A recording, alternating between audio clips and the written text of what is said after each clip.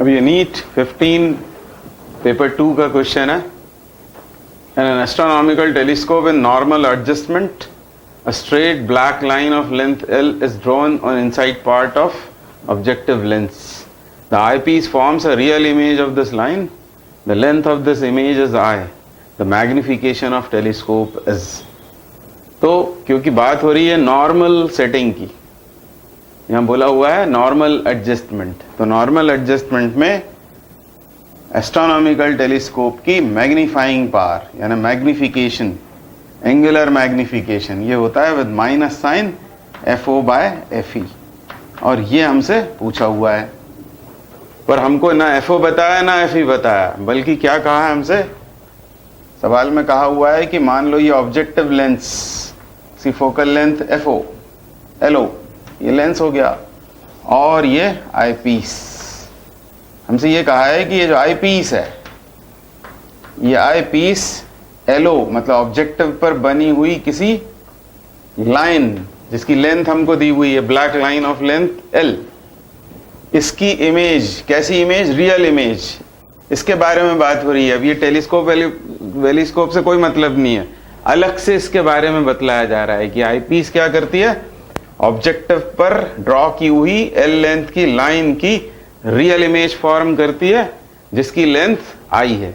ये एडिशनल एक इंफॉर्मेशन हमको दी हुई है. मतलब इस आई पीस के लिए ये ऑब्जेक्ट डिस्टेंस होगी, और यदि इसकी रियल इमेज है तो इस तरफ तो बनेगी नहीं. ये है वो लाइन जिसकी इमेज के बारे में बात हो रही है. रियल है मतलब वो कहीं इस तरफ गई होगी, ऑन द अदर साइड. मान लो यहां पर वो इमेज फॉर्म हुआ, और रियल है मतलब वो इन्वर्टेड होगी. यदि हम इसे ऊपर मान लें अबव प्रिंसिपल एक्सेस, तो ये बिलो प्रिंसिपल एक्सेस हो गई. ये इसके लिए क्या हो जाएगी, ऑब्जेक्ट डिस्टेंस. वो कितनी होगी, FO प्लस FE, क्योंकि बात नॉर्मल सेटिंग में हो रही है. FO प्लस FE, हम जानते हैं रे डायग्राम इसका, इंफिनिटी से आने वाली रेज यहाँ कहीं आएंगी, फोकस होंगी, और ये इमेज, इसकी इमेज ऑब्जेक्टिव की, इसके लिए काम करेगी ऑब्जेक्ट का, और फाइनल इमेज फिर इंफिनिटी पर फॉर्म होती है. तो हमें ये मिल गया FO प्लस FE. अब सिर्फ हम इस लेंस के लिए लेंस फॉर्मूला लगा देंगे, 1/FE, कॉन्वेक्स है positive, is equal to 1/V. तो मान लो कि VE वो पॉजिटिव होगा, ये है 1/, ये है VE, तो यहाँ VE हमने यूज कर लिया, 1/V माइनस 1/U. और जैसा मैंने कहा ये ऑब्जेक्ट डिस्टेंस है, वो है FO प्लस FE, और नेगेटिव है, ऑपोजिट टू इंसिडेंट रे, तो यहाँ आ जाएगा प्लस साइन, और यहाँ होगा FO प्लस FE. और इसके सॉल्विंग से हम फाइंड करेंगे VE की value, 1/VE is equal to 1/FE minus 1/FO plus FE. इसको सॉल्व करते हैं. एलसीएम क्या आएगा, FO plus FE into FO plus FE into FE. Yes, इसका डिवाइड करेंगे, ये आएगा FO प्लस FE, इससे डिवाइड करेंगे FE आएगा माइनस FE, FE कैंसिल हो गया, फाइनली हमें VE मिल गया. रेसिप्रोकेट करेंगे इसे, VE, तो क्रॉस मल्टीप्लाई करें, FE into FO plus FE upon FO, ये हमें वैल्यू मिल गया VE. इसकी हमें जरूरत पड़ सकती है इस इक्वेशन की. अब हम उस इंफॉर्मेशन पर आए, क्या कह रहा है वो, एक और बात कही है उसने कि इस लेंस ने L लेंथ की इस लाइन की इमेज I लेंथ की बना दी. अब हम इसके लिए मैग्निफिकेशन का फॉर्मूला लगाएं, linear magnification. M equals to क्या होता है, I/O is equal to lenses के लिए V/U. I/O इमेज की लेंथ बताई हुई है I, ऑब्जेक्ट की लेंथ है L, is equals to V/U. अब क्या है V है ये VE पॉजिटिव, और U कैसा है, with minus sign FO plus FE के बराबर. अब बस हमको करना सिर्फ यहां से VE upon FO by FE लाकर यहां पर सब्सटीट्यूट कर देना है. यह है V upon FO plus FE, सोचेंगे VE upon FO plus FE, तो वो किसके बराबर आएगा, FE अपॉन FO के बराबर. तो यहां पर पुट कर दिया, तो ये हो गया माइनस कितना, FE अपॉन FO. पर हमसे पूछा हुआ है मैग्निफिकेशन, ये पूछा है, तो आ जाएगा इसका सिर्फ रेसिप्रोकल करना है हमको. और रेसिप्रोकल कितना होगा, L by I with minus sign, और माइनस माइनस एडजस्ट होकर ये आ गया L अपॉन आई, और यही इस सवाल का जवाब है, L by I. So option D is correct. तो 2015 का क्वेश्चन है क्रिटिकल एंगल पर based. A beam of light consisting of red, green and blue colors is incident on a right angle prism. The refractive index of the material of the prism for the above red, green and blue wavelengths are 1.39, 1.44, 1.47 respectively. हमको बताना है ये prism क्या करेगा। Separate the blue color from red and green, separate all the three colors from one another, not separate the three colors at all, separate the red color from green and blue. तो अब ऐसा सोचेंगे हम, ये तीन colours आकर इस prism पर गिरे तो यहां पर किस तरह ये फॉल हो रहे हैं, नॉर्मली। और नॉर्मल यदि गिर रहे हैं तो एंगल ऑफ इंसिडेंस जीरो होने से या अनडिविएटेड जाकर इस सरफेस पर टकराएंगे। और हमको बताया है कि ये राइट एंगल प्रिज्म है, मतलब ये एंगल 90 है, तो ये एंगल क्या होगा, 45। अब यहां हम बात कर रहे हैं, ये नॉर्मल मैंने ड्रॉ किया, तो ये होगा एंगल ऑफ इंसिडेंस तीनों के लिए। अब थोड़ी सी ज्योमेट्री लगाएं, तो ये 45, ये 90, ये 45, तो बचा हुआ 45। इस तरह तीनों कलर्स के लिए, भले ही वो ब्लू हो, ग्रीन हो या रेड, तीनों कलर्स के लिए यहां एंगल ऑफ इंसिडेंस कितना फॉर्म हो रहा है, 45। अब हम क्रिटिकल एंगल के कॉन्सेप्ट से जानते हैं कि TIR हो जाता है कि कब, जब एंगल ऑफ इंसिडेंस कैसा होता है, एंगल ऑफ इंसिडेंस ज्यादा हो, किससे, क्रिटिकल एंगल से। यदि एंगल ऑफ इंसिडेंस जब रे जा रही हो डेंसर टू रेयर और angle of incidence critical angle से ज्यादा होता है तो TIR होता है। ये हम शर्त जानते हैं, दोनों तरफ हम साइन ले लेते हैं, sine I is greater than और इक्वल टू साइन C। अब हम ये भी जानते हैं कि साइन C होता है 1/μ, 1/μ के बराबर, और साइन I यहां पर दे रखा है हमको हर एक के लिए 45, तो यहां हम डालेंगे साइन 45, तो ये हो जाएगा 1/√2। और अब हम इसे ऐसा लिख सकते हैं, μ ग्रेटर देन और इक्वल टू √2, और √2 की वैल्यू क्या होती है, 1.414। यानी जिस कलर के लिए इस प्रिज्म के मटेरियल का रिफ्रैक्टिव इंडेक्स 1.414 से ज्यादा होगा उसका TIR हो जाएगा, मतलब वापस उसी मीडियम में लौट आएगा। तो यहां बताया हुआ है हमको, ये किसके करस्पॉन्डिंग बताया है, रेड, ये ग्रीन और ये ब्लू। तो हम क्या देख रहे हैं कि ग्रीन और ब्लू के लिए रिफ्रैक्टिव इंडाइसेस 1.414 से ज्यादा है।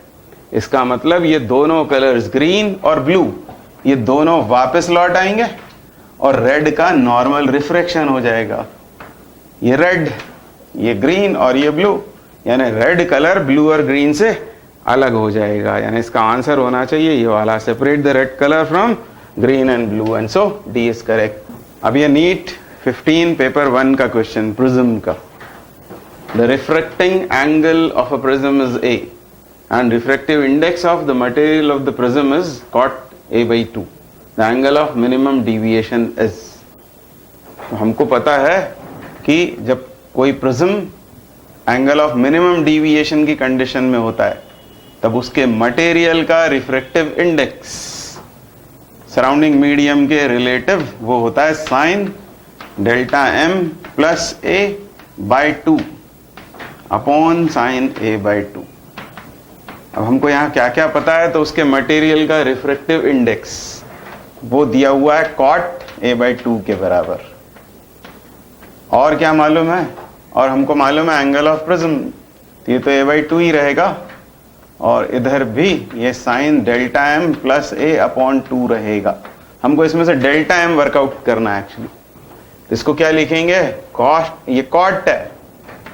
अब आप बायो वाले हैं, मैथ्स वाले तो इजीली जानते हैं cot theta is cos theta upon sine theta, आपने भी 10th में पढ़ा हुआ है। तो इसको क्या लिख लेंगे, कॉस बाय साइन, ये एंगल है, कॉट A/2 एंगल का आधा है, तो cos A/2 upon sine A/2, sine A/2 cancel out हो जाएगा, बचेगा cos A/2 equals to sine delta m plus A/2, और कॉस थीटा होता है साइन 90 माइनस थीटा, यानी sine pi by 2 minus A by 2 इसे लिखा जा सकता है is equal to sine delta M plus A upon 2। अब इसका मतलब क्या है कि इसमें और इसमें इक्वालिटी है, मतलब ये एंगल इस एंगल के बराबर होगा, इसीलिए क्योंकि इस एंगल का साइन इस एंगल के साइन के बराबर है, मतलब दो एंगल्स के साइन यदि बराबर हैं तो एंगल्स भी बराबर हैं, तो इनको आराम से हम इक्वेट कर सकते हैं। Pi by 2 minus A by 2 equal to delta M plus A upon 2। अब इसको हम सेपरेटली भी कर सकते हैं, दोनों को, इसको अलग डिवाइड कर दें, इसे अलग कर दें, हम जानना चाह रहे हैं इसे, इसलिए ऐसा किया। ये 90 माइनस ए बाय 2। अब ये इधर आएगा, जब ये इधर आएगा तो ये पाई बाय 2 मतलब तो 90 है, 90 माइनस ये ए बाई 2 जब इधर आएगा तो ये बनेगा माइनस ए बाई 2, मतलब माइनस 2 ए बाई 2, यानी वो माइनस ए हो जाएगा। और इसमें मल्टीप्लाई हो गया 2 का, ये क्रॉस मल्टीप्लाइड कर दिया हमने, तो ये डेल्टा एम निकल गया। Delta M will be 2 into 90 minus A, मतलब 180 माइनस 2a के बराबर। तो ये ऑप्शन सही है बी। अब ये नीट 15 का एक और problem. 2 identical thin plano convex glass lenses, refractive index 1.5, each having radius of curvature 20 centimetre are placed with their convex surfaces in contact at the centre. मतलब ऐसा कहा हुआ है। ये लेंस कैसा है? ये है प्लेनो कॉन्वेक्स लेंस, ये प्लेनो कॉन्वेक्स, और ऐसे दो आइडेंटिकल लेंसेस को इस तरह रखा है कि उनके कॉन्वेक्स सरफेसेस टच कर रहे हैं एक दूसरे को, ऐसा बोला हुआ है कि कॉन्वेक्स सरफेसेस टच हो रहे हैं। आगे क्या कह रहे हैं? ये एक कॉन्वेक्स लेंस और ये दूसरा कॉन्वेक्स लेंस, और बोला हुआ है कि इनके रेडियस ऑफ कर्वेचर मान लेते हैं कि आर, ये दे रखा है हमें 20 सेंटीमीटर। आगे कहा है the intervening space is filled with oil of refractive index 1.7, यहां पर ऑयल फिल कर रखा है। कितने रिफ्रैक्टिव इंडेक्स का? 1.7 का, और ये खुद लेंसेस 1.5 रिफ्रैक्टिव इंडेक्स वाले हैं। हमको बताना है फोकल लेंथ ऑफ कॉम्बिनेशन, तो हम क्या करेंगे? इसकी फोकल लेंथ फाइंड करेंगे एयर में उसे सपोज करके, प्लेनो कॉन्वेक्स लेंस की। इसकी फोकल लेंथ बिल्कुल वैसी ही होगी, क्या लगाएंगे? लेंस मेकर्स फॉर्मूला, और इसका अलग फोकल लेंथ फाइंड करेंगे, और फिर कॉम्बिनेशन ऑफ लेंसेस वाला फॉर्मूला लगाएंगे, लेंसेस प्लेस्ड इन कॉन्टैक्ट वाला। ऐसा सवाल हम पहले भी कर चुके हैं, 2016 में भी आया हुआ है। तो अब आगे बढ़ते हैं, सबसे पहले इसकी फोकल लेंथ निकालते हैं, इस प्लेनो कॉन्वेक्स लेंस की। प्लेनो कॉन्वेक्स लेंस मान लेते हैं कि वो एफ है।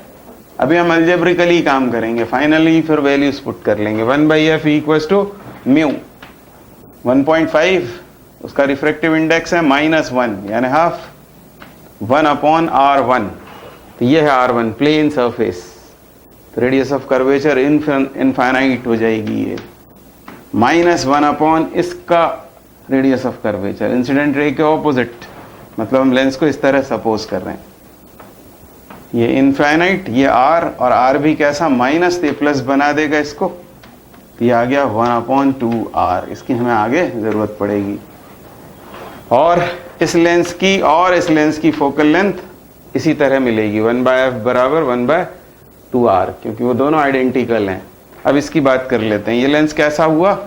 ये होगा इक्वी कॉनकेव। इक्वी कॉनकेव मतलब ऐसा लेंस जिसके दोनों सरफेसेस के रेडियस बराबर हैं। इसकी फोकल लेंथ क्या होगी? मान लो f dash, 1/f' is equal to mu -1। अब इसका रिफ्रैक्टिव इंडेक्स है 1.7, -1 यानी 0.7 इंटू 1/r1। r1 मतलब ये नेगेटिव, -1/r2 पॉजिटिव, तो ये माइनस रह जाएगा, यानी क्या आया फाइनली? ये आया 1.4 हो जाएगा, क्योंकि 0.7 इंटू -2/r यानी -1.4/r,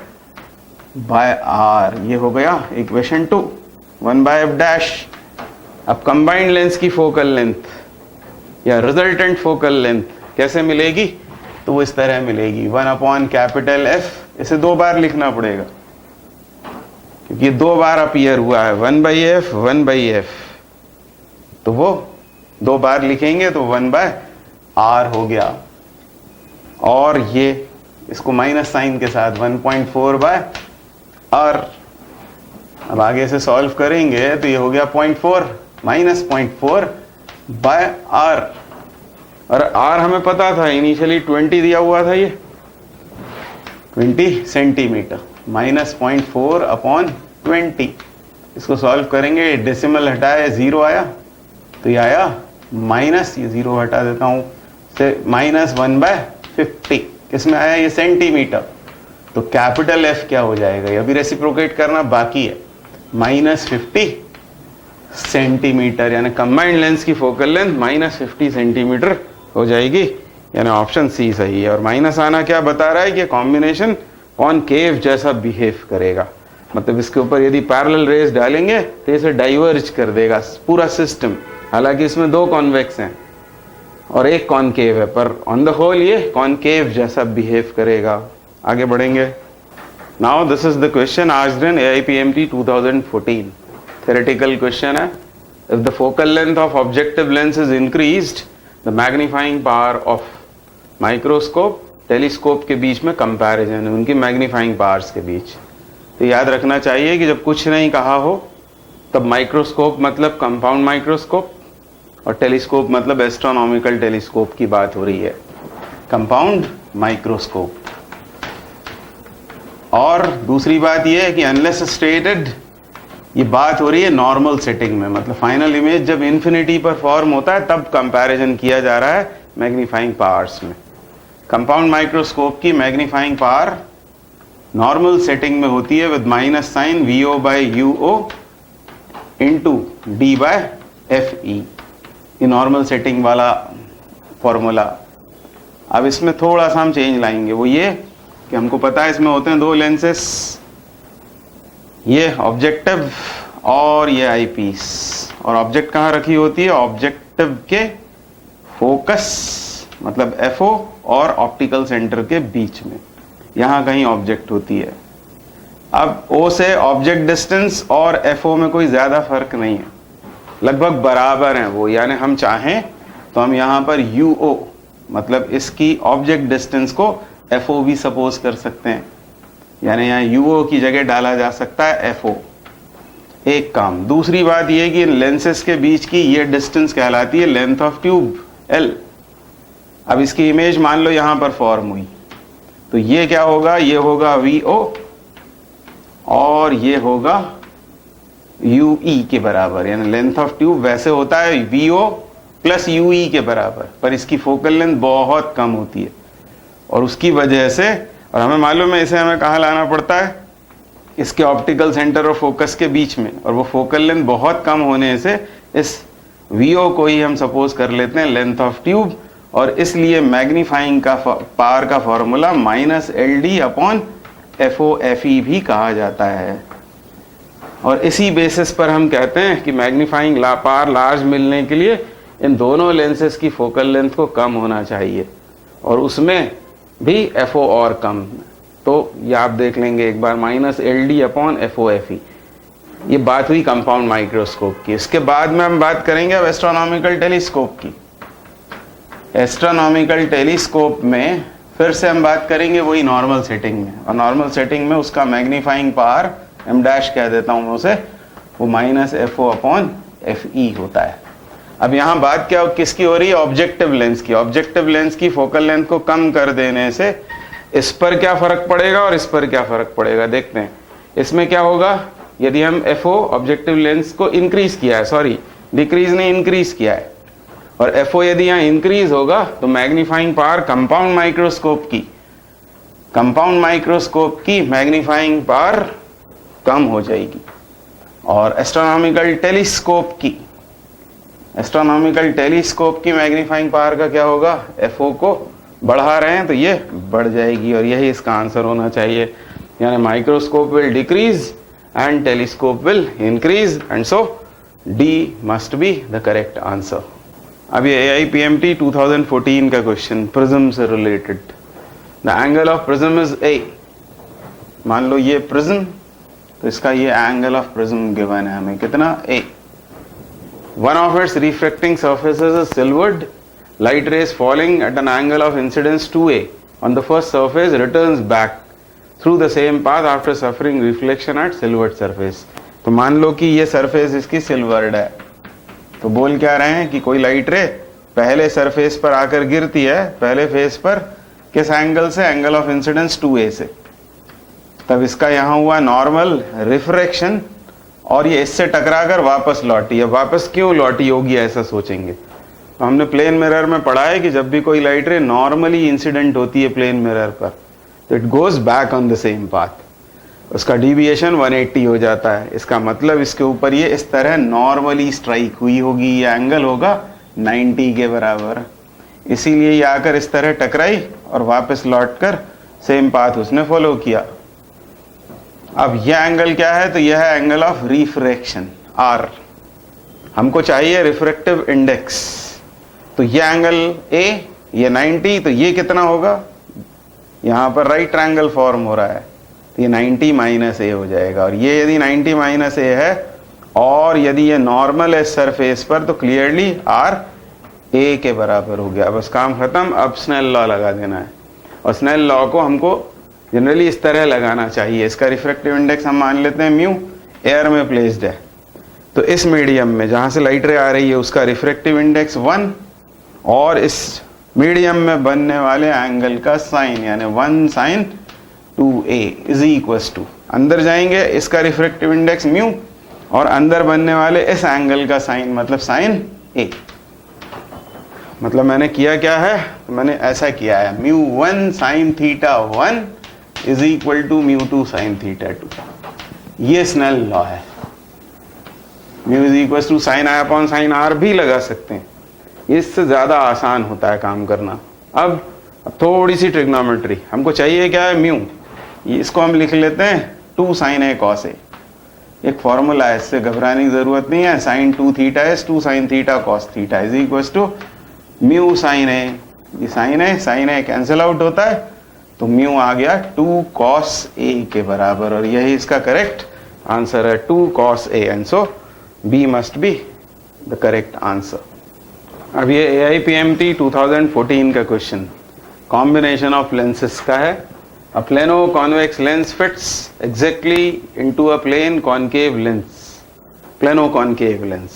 एक है plano convex lens और वो exactly fit हो रहा है किसी concave, कैसे, plano concave lens के साथ में, ये plano concave और ये है plano convex। Their plane surfaces are parallel to each other, ये दिख ही रही हैं। If the lenses are made of different materials of refractive index mu1, convex का नाम पहले लिया है mu1 और ये mu2 refractive index का है, and r is radius of curvature, तो radius of curvature तो एक ही है, वो है r। Cut surfaces of the lenses, then focal length of the combination is, तो हम अलग अलग इनकी फोकल लेंथ निकालते हैं और फिर कंबाइंड लेंस की फोकल लेंथ का फॉर्मूला लगाएंगे। तो पहले काम करेंगे प्लेनो कॉन्वेक्स के लिए। प्लेनो कॉन्वेक्स क्या लगा रहे हैं, लेंस मेकर्स फॉर्मूला 1/f कह देता हूं मैं उसे, या f1 कह देते हैं। f1 इज इक्वल टू म्यू माइनस 1। तो अंडरस्टूड है कि ये इसके मटेरियल का रिफ्रैक्टिव इंडेक्स है, सराउंडिंग में एयर है, तो mu 1 minus 1 into 1/r1। Plano convex को ऐसा बनाना चाहिए, plano convex.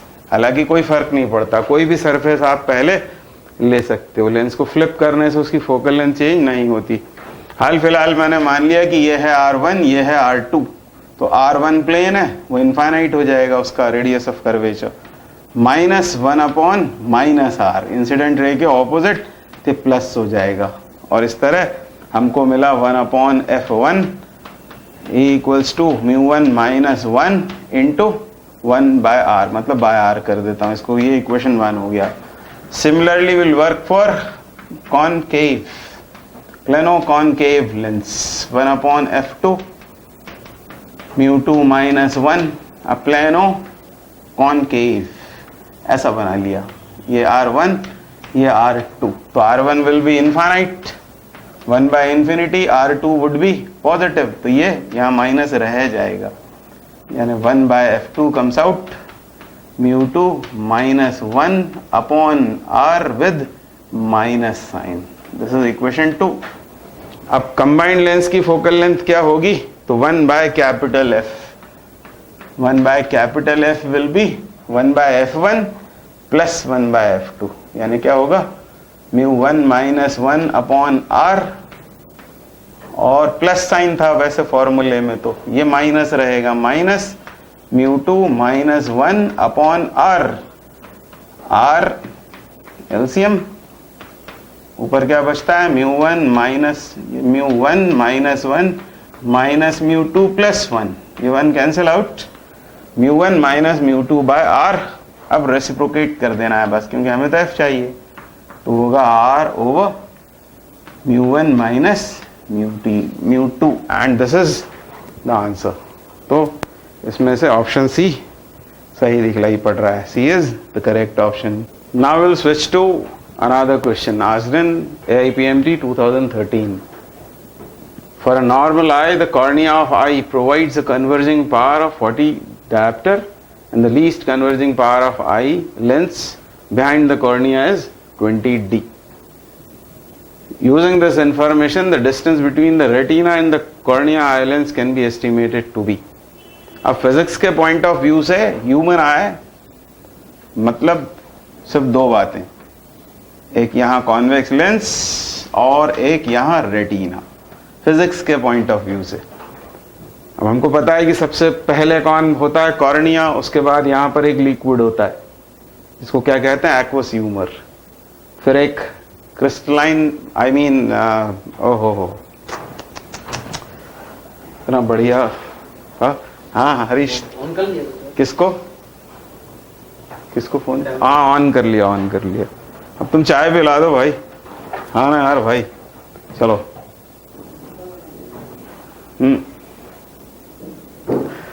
Now we'll switch to another question asked in AIPMT 2013. For a normal eye, the cornea of eyepiece provides, अरे क्या हो रहा है यार, ये गड़बड़। चलो, now we'll switch to another question asked in AIPMT 2013. For a normal eye, the cornea of eye provides a converging power of 40 diopter and the least converging power of eye lens behind the cornea is 20 diopter. Using this information, the distance between retina and the cornea eye lens can be estimated to be. अब physics के point of view से human आई मतलब सिर्फ दो बातों का combination, एक यहाँ कॉन्वर्जिंग लेंस और ये स्क्रीन जैसे रेटिना कहते हैं, बस दो चीजें होती हैं फिजिक्स के पॉइंट ऑफ व्यू से। वैसे क्या हम जानते हैं, बहुत सारे इसके कंपोनेंट्स होते हैं। सबसे पहले होता है कॉर्निया, वो भी रिफ्रैक्शन में हिस्सा लेता है। उसके बाद एक ह्यूमर होता है, एक्वस ह्यूमर, फिर उसके बाद एक मस्कुलर लेंस होता है, फिर विट्रस ह्यूमर वगैरह वगैरह। पर ये सब मिलकर रिफ्रैक्शन में हिस्सा लेते हैं, और उसने सवाल में बोला हुआ है कि एक कॉर्निया इस आंख को प्रोवाइड कर रहा है 40 डायोप्टर की पावर, और उसके पीछे का हिस्सा जो जो कुछ भी है सब मिलकर 20 डायोप्टर। मतलब ये जो लेंस है एक्चुअली ये कॉम्बिनेशन है इन दो पावर्स का। हमने वो सब जितने एलिमेंट्स थे सबको हमने एक लेंस से रिप्लेस कर दिया, और इसकी पावर 40D ये कॉर्निया ने प्रोवाइड किया हुआ और ये कॉर्निया के पीछे की चीजों ने।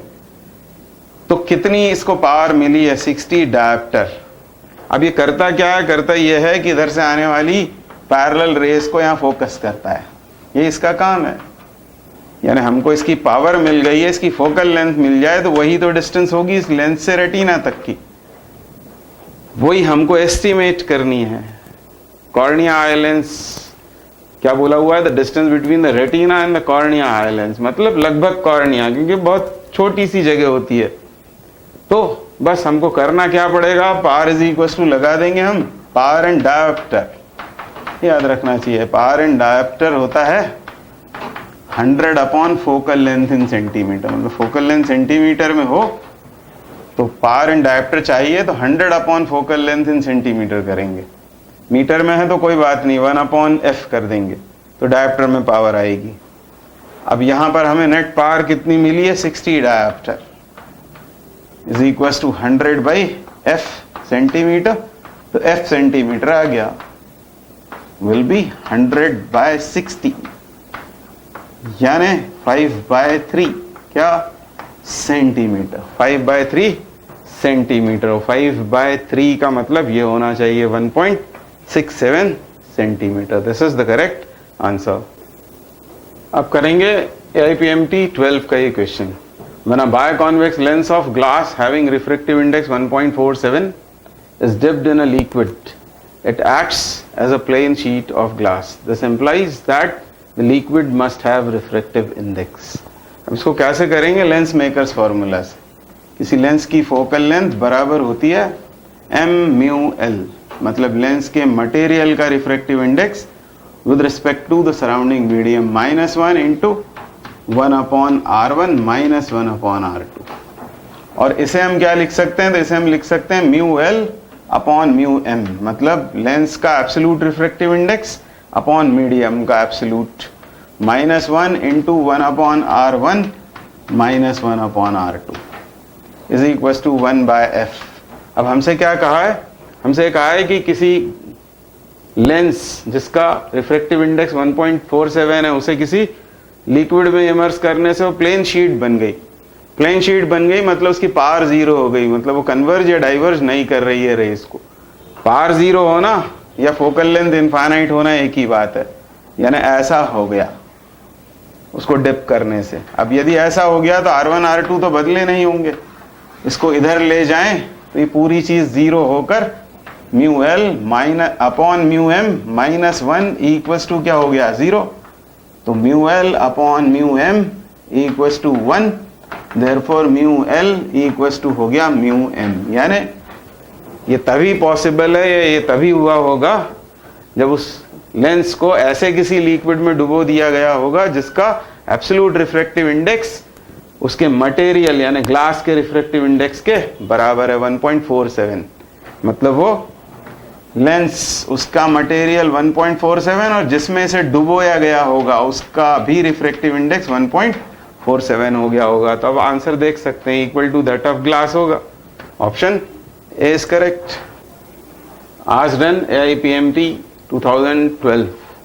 A ray of light is incident at an angle of incidence I on one face of a prism of angle A, assumed to be small, and emerges normally from the opposite face. If the refractive index of the prism is mu, the angle of incidence I is nearly equal to। तो क्या बोला हमसे? एक thin prism है। Thin prism का मतलब होता है जिसका एंगल ऑफ प्रिज्म लगभग 5 डिग्री हो, उसको कहते हैं thin prism. Assume to be small मतलब थिन प्रिज्म, एंगल ए बहुत छोटा है। तो क्या कहा जा रहा है हमसे कि एक लाइट रे आती है, एंगल ऑफ इंसिडेंस पर आकर इस पर गिरती है, और यहां इस सरफेस 1 पर तो उसका हुआ नॉर्मल रिफ्रैक्शन, पर जब वो कहीं यहां टकराती है, यहां कहीं, तो दूसरी सरफेस से वो अनडिविएटेड चली जाती है। ऐसा हमसे कहा गया है। ये एंगल ऑफ इंसिडेंस, ये एंगल ऑफ रिफ्रैक्शन, ये एंगल ऑफ प्रिज्म, और यहां बनने वाले दोनों एंगल 0 हो जाएंगे। क्या क्या होते हैं वो? एक होता है E, वो भी 0 हो गया, और R2 वो भी 0 हो गया। ये R1 है, वो R के बराबर है। हमसे क्या बोला हुआ है? इसका रिफ्रैक्टिव इंडेक्स म्यू है, हमको I बताना in terms of A and mu. यहाँ आंसर्स क्योंकि म्यू और A की टर्म्स में है। तो ये एंगल 90, ये हो जाएगा 90 माइनस A, और ये 90 है क्योंकि नॉर्मल है, यानी R A के बराबर हो गया। अब बस यहाँ स्नेल लॉ लगा देते हैं। ये एयर है, एयर का रिफ्रैक्टिव इंडेक्स मतलब 1 साइन आई, स्नेल लॉ लगा रहा हूं मैं, इज इक्वल टू, अंदर आएंगे तो म्यू इसके मटेरियल का रिफ्रैक्टिव इंडेक्स साइन आर जो ए के बराबर है। बस अब यहां पर एक आर्गुमेंट लगाएंगे, वो क्या कि ये प्रिज्म बहुत छोटा है, और यदि प्रिज्म छोटा है, एज प्रिज्म इज थिन, मतलब एंगल ए इज स्मॉल, तो साइन आई को लगभग आई लिखा जा सकता है, and sine A can be written as nearly equal to A. इनको इसमें इनकॉर्पोरेट कर दें तो क्या होगा? I is equal to mu A, and this must be the answer. I equals to mu a is the correct option. अब ये 2012 का ही फिर से क्वेश्चन theoretical है. A concave mirror of focal length f1 is placed at a distance d from a convex lens of focal length f2. एक concave mirror है, मान लो ये concave mirror, और इसकी focal length क्या दे रखी है हमें, f1 focal length का concave mirror. ये रखा हुआ है किसी convex lens के साथ, किस distance पर, d distance पर, ऐसा बतलाया है हमें, और इस convex lens की focal length f2 है.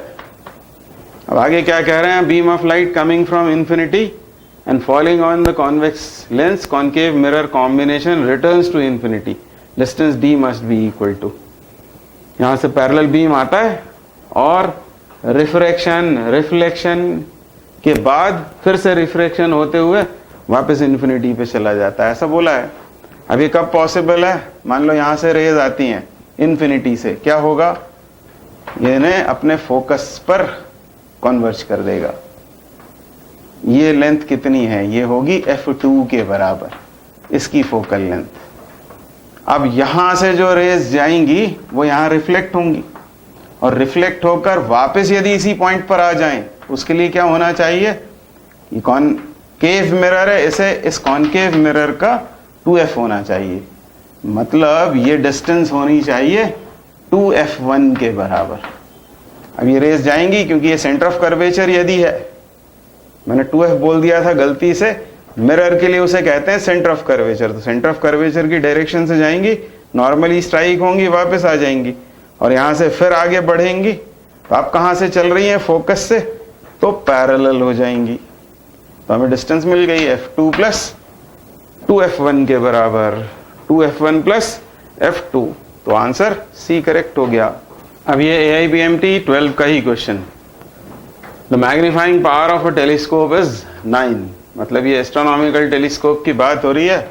Magnifying power FO/FE equals to 9. Minus sign ignore कर दिया है. When it is adjusted for parallel rays, the distance between objective eyepiece is 20 centimeter. मतलब FO plus FE दे दिया. FO plus FE is given to be 20 centimetre. वो minus sign तो ये बताता है कि फाइनल इमेज इन्वर्टेड है. इसका सिर्फ मैग्नीट्यूड हमने 9 ले लिया, और distance between objective eyepiece is 20. हमको उन लेंसेज की फोकल लेंथ बतलानी है, तो सब्स्टिट्यूशन कर देंगे. FO बराबर 9FE यहाँ डाल देते हैं, तो 10FE हो जाएगा. 10FE equals to 20.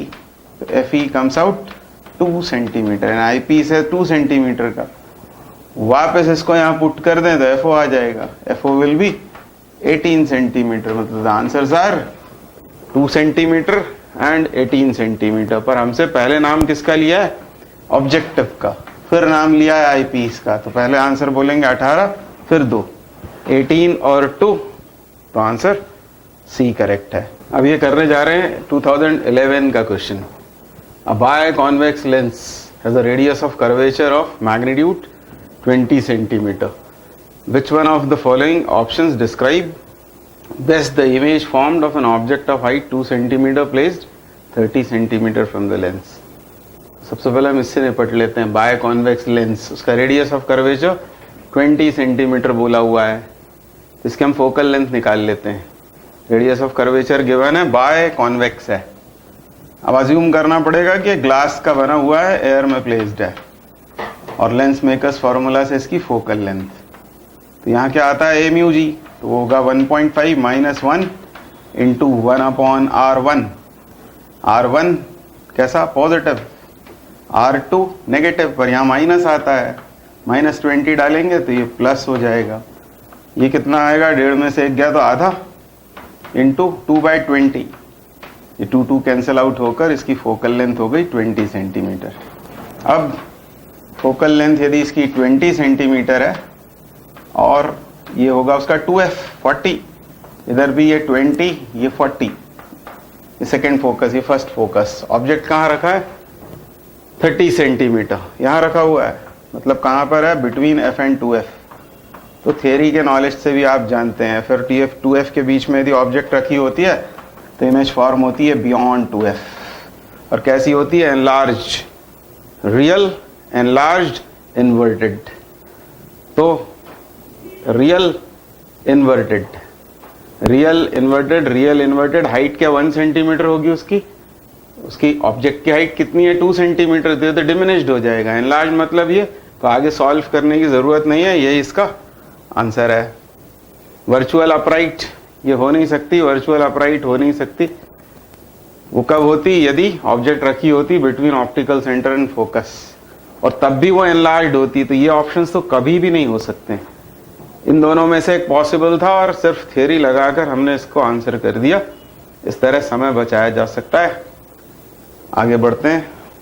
अब ये 2011 का question, theoretical. Which of the following is not due to TIR, total internal reflection. ये 4 फिनोमेना लिखे हुए हैं, apparent real depth, mirage, brilliance of diamond, working of optical fibre. तो चारों हैं तो रिफ्रैक्शन के, पर इनमें से ये 3 TIR पर बेस्ड होते हैं। मिराज भी, ब्रिलियंस ऑफ डायमंड भी, वर्किंग ऑफ ऑप्टिकल फाइबर भी, अपैरेंट डेप्थ, रियल डेप्थ, ये सिर्फ रिफ्रैक्शन की वजह से होता है। तो ऑप्शन ए इसका करेक्ट होगा, क्योंकि हमसे पूछा था नॉट ड्यू टू TIR, ये सब TIR पर बेस्ड हैं।